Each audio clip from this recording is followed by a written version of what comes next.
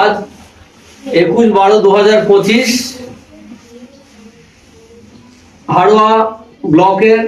হাড়োয়া 2 নম্বর ব্লকের অন্তর্গত মিনাখা বিধানসভার বকজুড়ি অঞ্চল আজকে গঠন করা হইল। বকজুড়ি অঞ্চলের সভাপতি আমাদের মহসিন ভাই এবং সম্পাদক আমাদের ইনসান ভাই ছাড়াও বাকি যারা নেতৃত্ব ধরে আমার আশেপাশে আছে বিভিন্ন পদে আছে তাদেরকে আজকে আমি এখান থেকে বলবো যে বকজুড়ি অঞ্চল কিভাবে উন্নয়ন হয় এবং বকজুড়ি অঞ্চলের কর্মীদের পাশে এবং বকজুড়ি অঞ্চলের যেসব সাধারণ মানুষ আছে তাদের পাশে থেকে তাদের সুখ দুঃখে তাদের পাশে থাকবেন